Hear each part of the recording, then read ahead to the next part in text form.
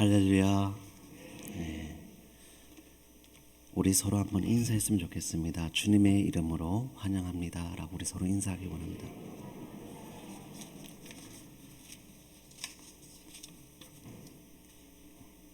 아까 예배 들어가기 전에 찬양할 때 순간 저도 모르게 막 눈물이 나오려 하더라고요. 참느라 고생을 했는데 또 찬양 끝나자 아내가 앉자마자 아내의 눈을 마주치자마자 막 눈물이 왈칵 하더라고요. 참 오늘은 저에게 참 의미 있는 날입니다. 목사로서 시작하는 첫날이고 첫 주일이고 강대상에서 말씀을 전하는 첫날이기 때문입니다. 그러기 때문에 오늘 이렇게 이 기회를 주신 하나님께 먼저 감사드리고 또한 이까지 인도하신 성령님께 너무나 정말 기쁨으로써 표현하고 싶고 또한 이런 기회를 주신 담임 목사님과 청강교회에게 감사를 드립니다. 오늘 이날을 위해서 담임 목사님께서 안수 뒤에 설교를 하라 이렇게 저한테 얘기하셨을 때 어떻게 해야 되나 갑자기 솔직히 머릿속에서 하얘졌어요. 11시 예배 설교는 상상도 못했거든요. 그래서 이날을 위해서 어떻게 고민하고 어떤 말씀을 전해야 될까, 어떠한 본문으로 은혜를 선포해야 될까 맨날 며칠을 생각했습니다. 그런데 생각해 보니까 이날이 오늘이 부활절이 지난 첫 주죠. 그리고 또한 목사로서 시작하는 나에게 필요한 말씀, 그것이 사도행전이 아닐까라고 생각을 했습니다. 올해 총 안수받은 목사님들이 저희 교단에서 121명입니다. 그런데 사실 저와 신대원을 같이 입학을 하고 같이 졸업을 해서 안수받은 사람은 약 40명 정도가 안 돼요. 작년에 한 100명이었는데 올해는 40명 확 줄었던 것이죠. 목사 안수 받는 사람이 많이 줄었다. 그리고 신학교에 올해 입학생들이 거의 없다고 합니다. 완전 최저 상태라고 해요. 얼마나 없기에 3차까지 추가 입학생을 받을 정도로 참 모집할 정도로 참 사태가 심각하구나. 그리고 저희 청주뿐만 아니라 지방이나 시골 같은 데는 사역하는 전도사 너무나 찾기 어려울 정도로 사태가 왔습니다. 오늘날 사회적으로 목회를 한다, 또한 목회를 이제 시작한다라는 사람을 참 미련하다, 어리석다, 그리고 비난받는 사람들, 조롱하는 사람들을 인식하고 있어요. 동시에 사실 교회도 욕을 먹고 비난과 조롱의 대상이 되고 말았습니다. 왜 그런 것일까요? 초대교회는 당시 그 어마어마한 로마 제국을 뒤엎고 또한 생명력을 주체하지 못할 정도로 넘쳤는데 지난날의 초대교회와 오늘날의 교회가 왜 이렇게 먼 거리가 생기게 된 것일까? 왜 다른 모습이냐 이것입니다.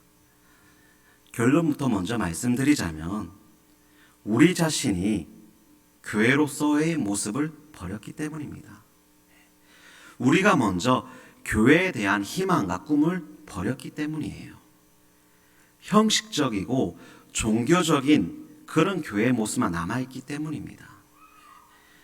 교회가 정말로 내 목숨보다 중요하고 교회가 내 삶의 소망이고 교회가 내 꿈의 전부, 내 삶의 중심에 교회 중심, 하나님 중심이라면 세상은 초대교회 때와 마찬가지로 엄청난 충격을 주는 곳이고 아주 놀라운 곳일 것입니다.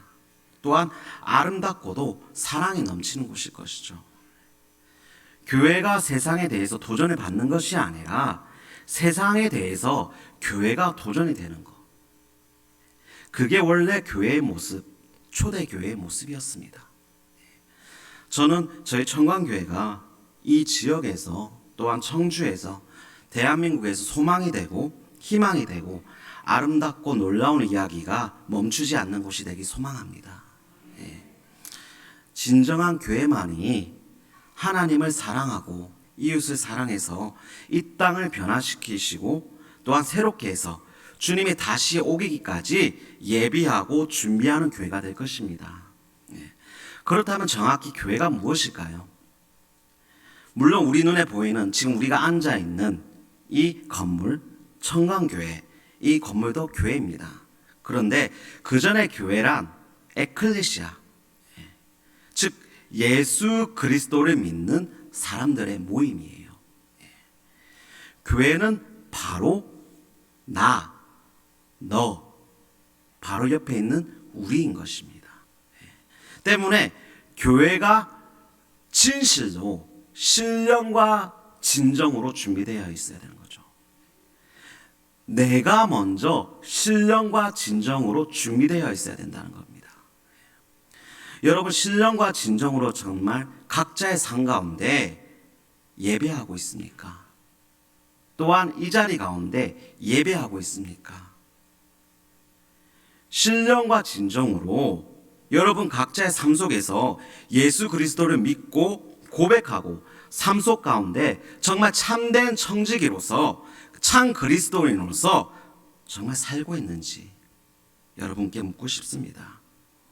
만약에 그렇다면 그 성령에 임했던 다락방처럼 분명히 내 삶에 성령님이 임하실 것입니다.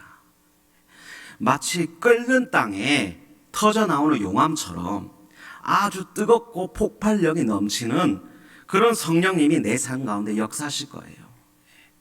그 역사하심에 분명 새롭게 됨을 목격하는 증인이 될 것입니다. 오늘 읽은 본문의 말씀, 사실 그런 사람들의 삶을 목격한 사람들의 기록입니다.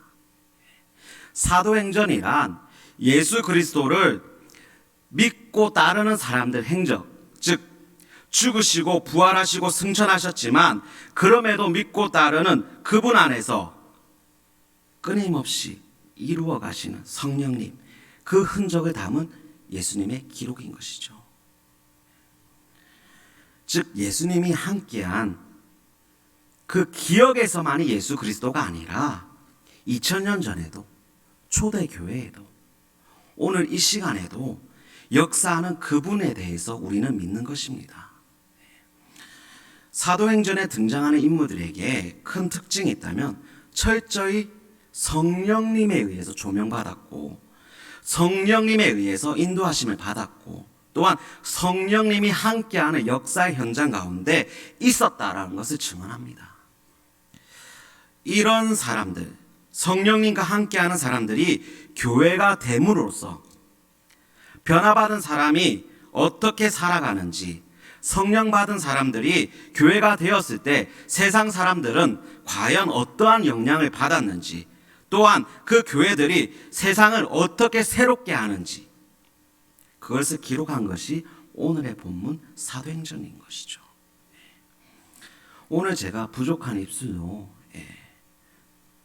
초신임 목사로서 여러분께 사도행전을 아주 일부분을 전하지만 오늘날 수많은 교회들 실망스러운 모습, 조롱받거나 비난받는 모습, 그런 것이 아니라 초대교회처럼 성령님이 운행하시고 인도하는 교회로서 나아가셨으면 좋겠습니다.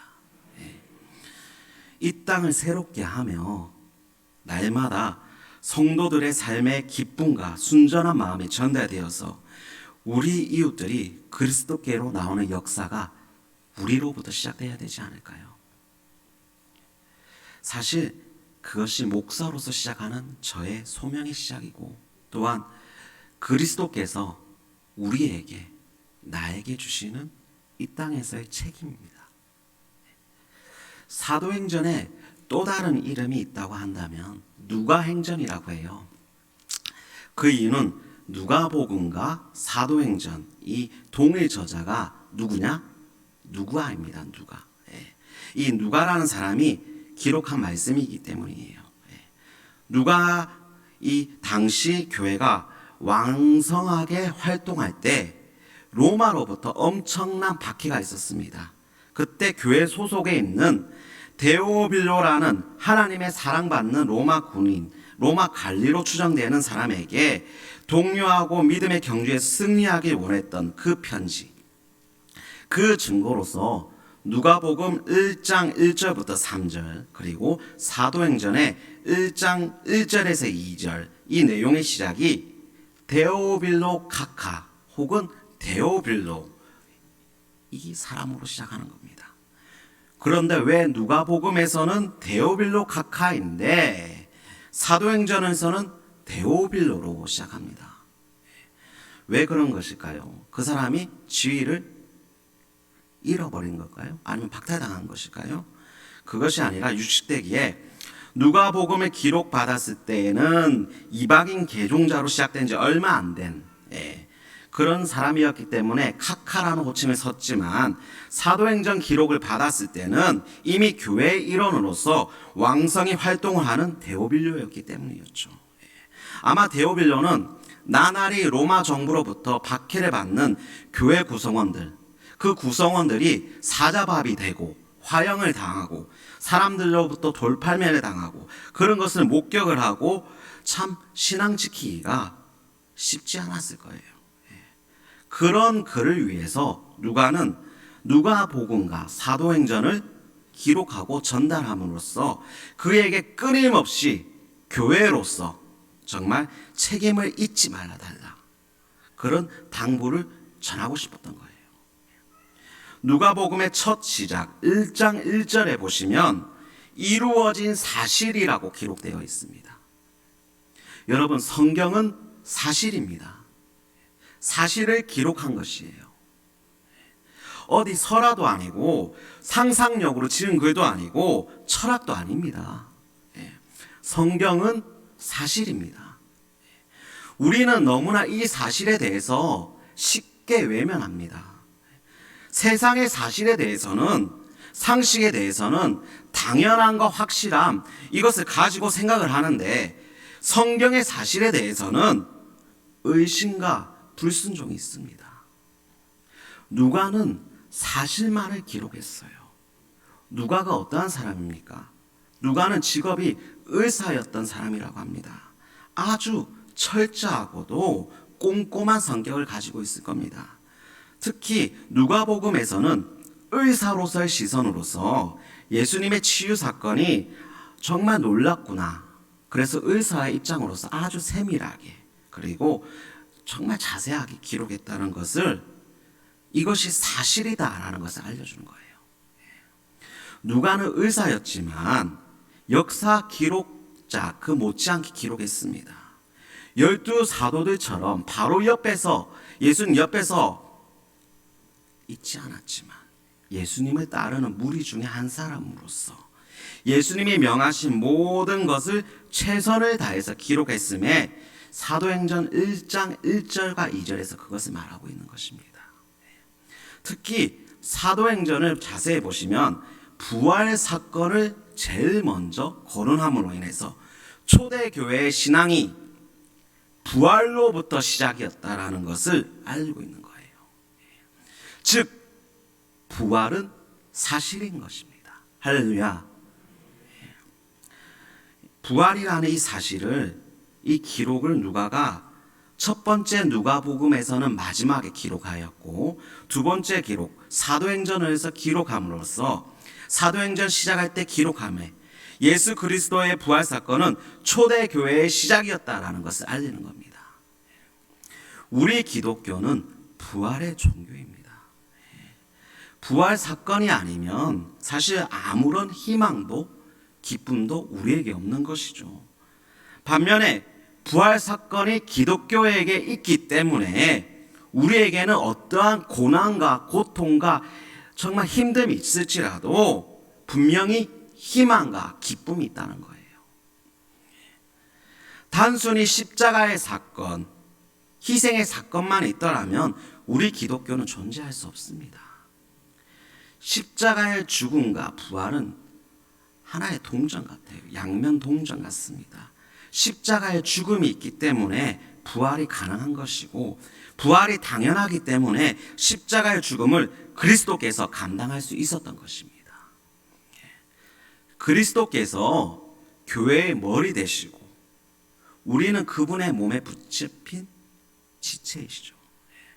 그렇다면 교회의 머리신 그리스도께서 십자가 위에서 죽으시고 부활하셨어요. 머리와 운명을 같이 하는 교회라면 우리는 부활을 반드시 믿어야 됩니다. 그런데 오늘날 많은 분들이 이 부활에 대해서 진심으로 잘 믿지 못합니다. 부활 신앙이 정말 충만하다면 그리스도인으로서 교회로 이 세상을 살아가기에 쉽지 않다라는 것을 철저히 깨닫기 때문입니다. 참 그리스도인으로서 살기 힘든 시대입니다. 얼마나 힘든 시대입니까? 초대교회에서는 사자밥이나 화형을 당하는 눈에 보이는 순교가 있었는데 지금은 눈에 보이지 않는 그 순교를 감당해야 하기 때문에, 반면에 부활신앙이 없는 사람들은 이 세상을 살아가는 데 있어서 세상 방식과 사람들의 시선이 너무나 중요해요. 조롱받고 비난받는 거 별로 원치 않습니다. 힘들고 괴롭고 어렵고 희생하는 거 선택하지 않아요. 이 세상에서 누리는 것이 참 중요한 사람은 부활신앙을 선택하지 않아요. 때문에 이 세상을 살아가는 데 있어서 너무나 편하다는 겁니다. 저는 신대원 시절 긴 연휴가 있을 때는 동남아시아 혹은 그리고 짧은 연휴가 있을 때는 일본으로 단기 선교를 자주 갔어요. 일본에서 단기 선교를 할 경우에 대부분 한국어 노래 교실이나 아니면 믿는 분들 모임 가운데 성경 강해 사역을 했습니다. 일본에서 그리스도인으로 산다는 거 참 힘든 선택입니다. 물론 다른 선교지에서는 마찬가지지만 일본은 수만 가지 그 이상의 신들이 존재하는 나라들이에요. 하다못해 우리가 먹는 이 젓가락 신도 있을 정도입니다. 그런 나라에서 유일하신 하나님을 믿는다는 것은 남의 신을 무시하는 행동이다라고 해서 정말 사회생활을 단절하는 그런 각오가 필요합니다. 실제로 일본의 복음 전파율 통계학적으로 0.01%라고 합니다. 그런데 그 가운데 만났던 일본의 그리스도인들 참 신실하다는 것을 참 많이 목격했습니다. 사회에서, 가정에서 누구보다도 많이 희생하고 사랑하고 표현하는 그들을 보면서 오히려 제가 역선교를 당하기도 했어요. 항상 만날 때마다 그 사람들이 저에게 하는 말들이 있습니다. 종령 형제님, 우리 부활하면 비행기값 안 들고 만날 수 있겠네요. 그들 마음 가운데 항상 부활에 대한 소망과 믿음이 있는 것이죠. 때문에 세상이 주는 눈물보다는 하늘나라에 소망을 두고 더 그 나라를 향해서 나아가는 그런 그들을 볼 수 있었습니다. 여러분, 이 땅에서의 부활신앙이란 그런 것이 아닐까요? 교회 안에서만 성경책으로만 그치는 것이 아니라 내 삶 가운데 끊임없이 그분을 기억하고 동행하고자 몸부림치는 것을 말하는 것입니다. 그 과정 가운데 물론 돌을 맞을 수도 있고 칼에 베일 수도 있고 비난과 조롱을 받을 수 있습니다. 그러나 우리 안에 끊임없이 그리스도께로 향한 마음이 꺼지지 않는다면 하나님께서는 결국 우리 마음 가운데 놀라운 깨달음과 위로를 주시는 것이죠. 죽을 것 같은 우리 영혼을 은혜로 소생시키시고 하늘로부터 이 세상을 살아갈 힘을 주시는 겁니다. 이것이 우리가 누려야 할 부활의 생명인 것이죠. 이 일은 성령님을 인해서 일어납니다. 우리가 세상의 시련과 고통 그리고 문제를 허덕거리며 주님 앞에 눈물로 나아갈 때 성령의 은혜로서 우리 영혼이 살아나는 거예요. 그 장면을 혹 옆에서라도 목격을 한다면, 또한 내 삶 가운데 내 스스로가 그것을 경험한다면 미래의 언젠가 그날, 즉 완전한 부활의 날, 우리가 다시 부활한다는 사실을 더욱 믿게 될 것입니다. 다시 한번 말씀드리지만 부활은 사실입니다. 누가는 사실만을 기록하고자 애쓴 사람이에요. 누가복음 24장에는 부활 사건이 아주 명확하고도 정확하게 설명합니다. 우리 한번 누가복음 24장 10절 한번 읽어보실까요? 누가복음 24장 10절입니다. 누가복음 24장 10절. 이 여자들은 막달라 마리아와 요한나와 야고보의 모친 마리아라 또 그들과 함께 한 다른 여자들도 이것을 사도들에게 알리느니라. 아멘. 누가의 기록 당시에 사회적으로 이 여성들은 아주 천대를 받거나 인정 못하는 그런 사회 분위기였어요. 때문에 국가적으로 또한 공동체에서 중요한 공문서나 기록을 작성을 할 때 여성이 등장한다는 것은 정말로 아주 드문 일이었습니다. 거의 없었어요. 그런데 누가는 예수님의 부활을 처음 목격한 사람들 여인들이라고 기록했습니다.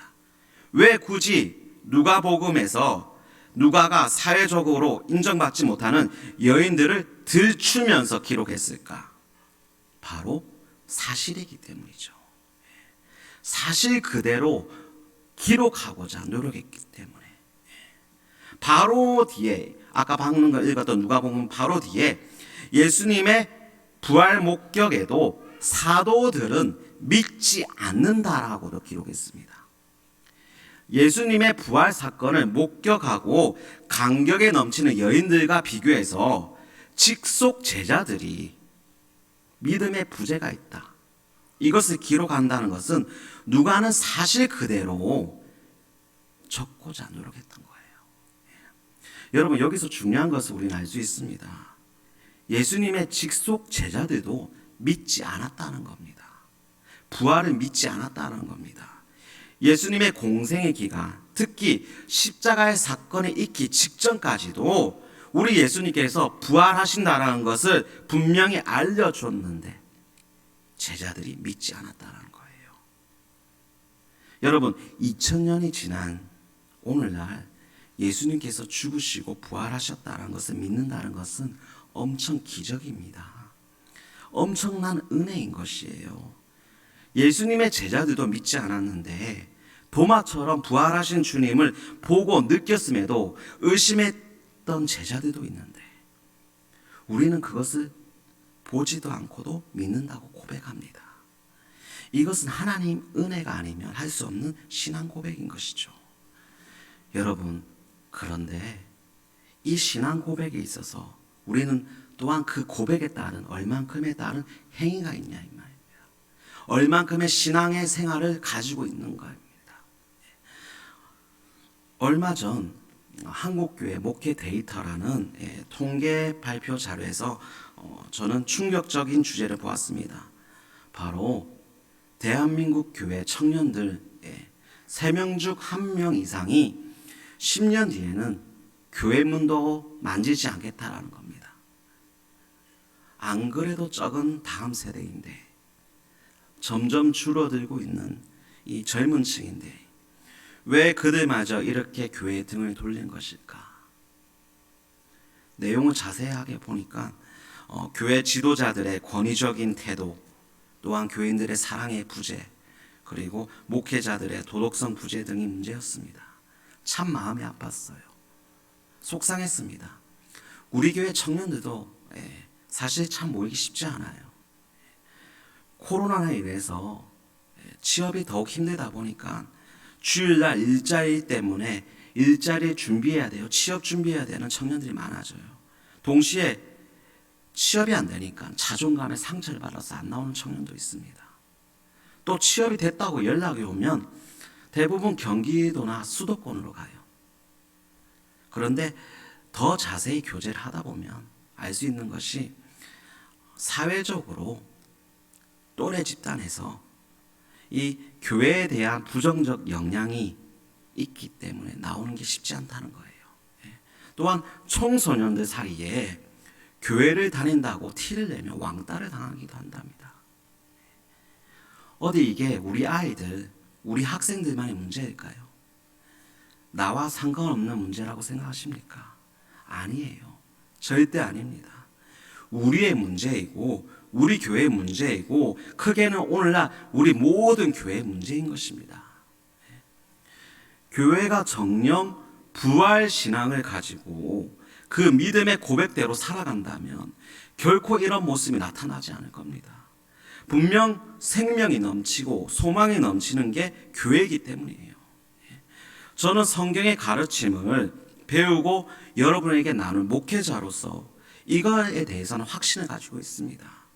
교회는 비난과 조롱의 대상이 아니라 분명 기쁨과 희망이 있는 곳이라는 거예요.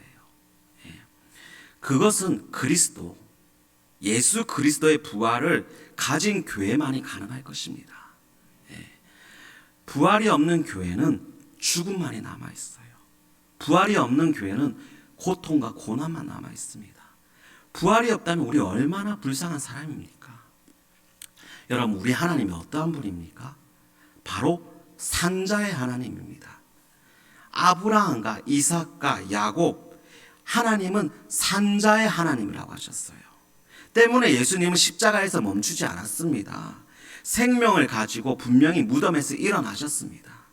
부활이 있기 때문에 우리는 다시 오실 예수님을 기대할 수 있습니다.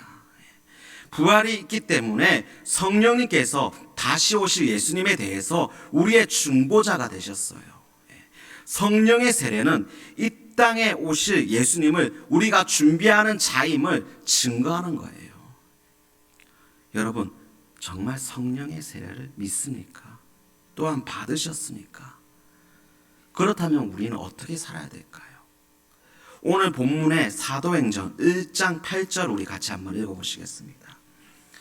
사도행전 1장 8절, 오늘 성령이 너희에게 임하시면 너희가 권능을 받고 예루살렘과 온 유대와 사마리아와 땅까지 이르러 내 증인이 되리라 하시니라. 오직 성령이 임하시고 다음이 권능을 받는다라고 기록되어 있습니다. 예수님께서 제자들에게 성령이 임하시면 그들이 하늘의 능력을 받는다라고 그 사실을 확신시키셨어요. 그 능력, 두나미스라고 하는 이 예수님의 증인으로서 살아갈 때 필요한 모든 능력, 예수님이 행한 것을 제자도 할 수 있고 제자들이 행한 것은 나도 할 수 있다는 거예요. 나도 행해야 되고 나도 할 수 있다는 겁니다. 그렇게 행할 때 어떻게 된다고 말씀하십니까? 땅 끝까지 내 증인이 된다고 말씀하셨습니다. 예수님께서 말씀하신 것을 행할 때, 내 삶 가운데 재현할 때 땅 끝까지 주님은 정녕 살아계시다. 지금도 살아계신 우리 하나님, 우리 예수님, 부활하신 주님을 내 삶 가운데 보여줄 수 있다. 내 삶 가운데 부활하신 주님을 드러내는 겁니다. 이 말씀이 선교사들에게 해당하는 말씀일까요? 아닙니다. 우리 그리스도인들에게, 모든 이들에게 해당되는 말씀이죠. 때문에 우리는 이 말씀의 외면자가 아니라 전파자가 되어야 합니다. 사도행전은 이 명령을 준행하는 자들로 이루어져 있습니다. 이러한 사람들이 예수 그리스도를 따를 때 어떠한 모습이 있는가라는 것을 기록하고 있습니다. 사도행전이 1장으로 시작해서 몇 장으로 마무리됩니까? 28장으로 마무리돼요. 29장의 내용, 첫 줄은 나로부터, 우리로부터 시작될 수 있습니다. 우리 교회가, 우리 청강교회가 주님이 기뻐하는 교회로서 부활신앙을 하나님께 영광을 돌리고 이웃을 사랑하고 서로 섬기는 그런 교회가 되길 소망하겠습니다. 기도하겠습니다.